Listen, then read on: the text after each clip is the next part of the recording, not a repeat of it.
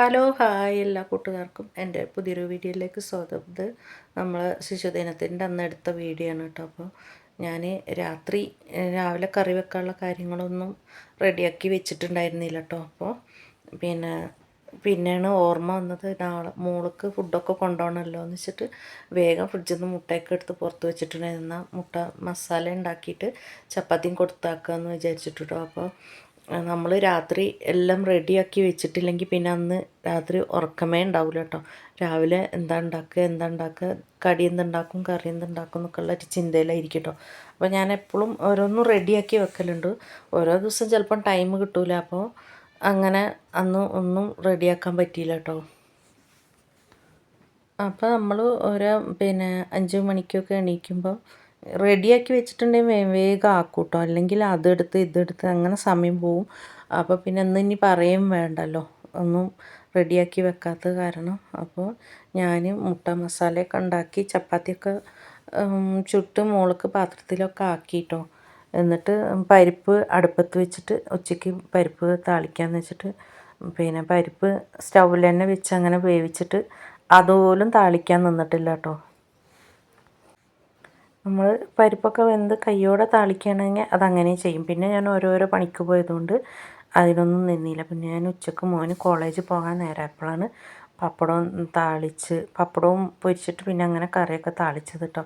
പിന്നെ ഞാൻ എപ്പോഴും വിചാരിക്കുന്ന ഒരു കാര്യമാണ് കേട്ടോ, അച്ചാറോ എന്തെങ്കിലുമൊക്കെ ആയിട്ടൊരു അച്ചാറൊക്കെ ഉണ്ടാക്കി വിൽക്കുന്ന പോലെയൊക്കെ ഒന്ന് തുടങ്ങണം എന്നൊക്കെ എപ്പോഴും വിചാരിക്കുന്നതാണ്. അപ്പോൾ എങ്ങനെ തുടങ്ങണം എന്നൊക്കെ ഉള്ളൊരു കൺഫ്യൂഷനിലാണ് കേട്ടോ.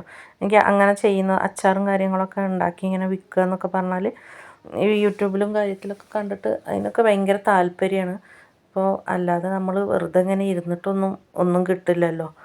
അപ്പോൾ ചെയ്യണമെന്നുണ്ട്. അപ്പോൾ എന്തെങ്കിലും ഐഡിയയും കാര്യങ്ങളൊക്കെ ഉണ്ടെങ്കിൽ ഒക്കെ ഒന്ന് കമൻ്റായിട്ടൊക്കെ ഒന്ന് പറഞ്ഞു തരണേ.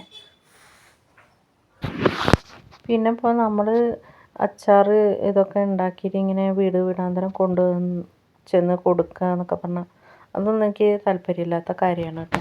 ഇപ്പോൾ നൈറ്റി ആണെങ്കിലും തയ്ച്ചിട്ട് എല്ലാവരും എന്നോട് ചോദിച്ചത് അങ്ങനെയാണ്, വീട്ടുകൾ കൂടെ കൊണ്ടുപോയി കൊടുക്കാനാണോ അങ്ങനെയാണോ എന്ന്. പക്ഷേ അതിലെനിക്ക് താല്പര്യമില്ല കേട്ടോ. അപ്പോൾ നമ്മൾ നൈറ്റി ആകുമ്പോൾ നമ്മൾ തയ്ക്കുന്നതുകൊണ്ട് തുണി എടുത്തിട്ട് അവരിവിടെ തന്നെ തരുന്നതുകൊണ്ട് നമുക്ക് കുഴപ്പമില്ല. അല്ലെങ്കിൽ ഇപ്പോൾ അങ്ങനെ പോകണം, അതെന്തായാലും ഞാൻ ചെയ്യൂല കേട്ടോ. അങ്ങനത്തെ കാര്യത്തിലൊന്നും എനിക്ക് താല്പര്യമില്ലാത്തതാണ്. പിന്നെ നൈറ്റിയൊക്കെ തയ്ച്ചിട്ടുണ്ടെങ്കിൽ എൻ്റെ ഉപ്പ പറഞ്ഞ് ഞങ്ങൾക്ക് ചെറിയൊരു കട ഉണ്ടാക്കും, തുണിക്കട അല്ല കേട്ടോ, സാധാ കട. അപ്പോൾ ഉമ്മയപ്പൊക്കെ അവിടെ ഇങ്ങനെ ഇരിക്കുന്നതുകൊണ്ട് നൈറ്റിയൊക്കെ തയ്ച്ചിട്ട് അവിടെ കൊണ്ടുവന്ന് കൊടുത്താൽ മതി, അപ്പോൾ ആരെങ്കിലുമൊക്കെ വാങ്ങിക്കോളൂ എന്നൊക്കെ പറഞ്ഞിട്ട് അങ്ങനത്തെ ഒരു ഐഡിയയിലാണ് ഞങ്ങൾ നെറ്റിൻ്റെ ബിസിനസ്സും അങ്ങനെ തുടങ്ങിയത്. ബിസിനസ് എന്ന് പറയാനൊന്നുമില്ല കേട്ടോ, ചെറുതായിട്ടൊരു ഇത് തുടങ്ങിയത്. പിന്നെ ഇവിടെ ആൾക്കാർ അറിഞ്ഞ് തുടങ്ങിയപ്പോൾ പിന്നെ അങ്ങനെ എടുക്കുന്നതുകൊണ്ട് കുഴപ്പമില്ലാണ്ട് പിന്നെ അങ്ങനെ ഞാൻ തയ്ച്ച് കൊടുത്തിട്ടില്ല. ഇനി ആരെങ്കിലും എടുക്കാതെ ആയിക്കഴിഞ്ഞാൽ പിന്നെ തുണി അങ്ങനെ തന്നെ ചെയ്യേണ്ടി വരും, തയ്ച്ചിട്ട് അവിടെ കടയിൽ കൊണ്ട് വെക്കേണ്ടി വരും കേട്ടോ. ഇപ്പം ഒന്നും കുഴപ്പമില്ലാതെ അങ്ങനെ പോകുന്നുണ്ട്. ഇനി പെരുന്നാളും കാര്യങ്ങളൊക്കെ വരുമ്പോൾ കുറച്ച് അധികം കിട്ടുമായിരിക്കും. അപ്പോൾ ഞാൻ പറഞ്ഞു വന്നത് ഇപ്പോൾ ഇതാണ് കേട്ടോ. നമ്മളോരോ പണി എടുക്കുന്ന സമയത്ത് അതങ്ങനെ ചെയ്തുകൊണ്ടിരിക്കും, ഇല്ലെങ്കിൽ അങ്ങനെ വിട്ടുപോകും. അപ്പോൾ ഞാൻ രാവിലെ കറി വെച്ചിട്ട് തണുത്തു പോയി കേട്ടോ. അപ്പോൾ ഉച്ചയ്ക്ക് സമയം 12 മണിയായിട്ടുണ്ട്. അപ്പോഴാണ് പപ്പടവും പൊരിച്ച് കറി താളിക്കുന്നത് കേട്ടോ.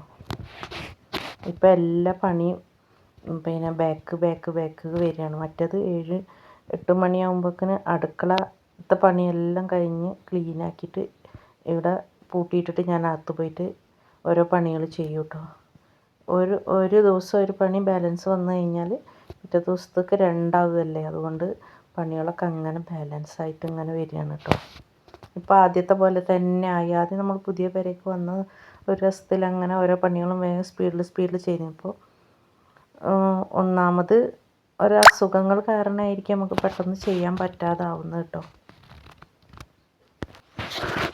അപ്പോൾ ഇന്ന് ഇത്രയേ ഉള്ളൂ വീഡിയോ ഇഷ്ടമായാൽ ലൈക്ക് ചെയ്ത് ഷെയർ ചെയ്ത് സപ്പോർട്ട് ചെയ്യാൻ മറക്കരുത്.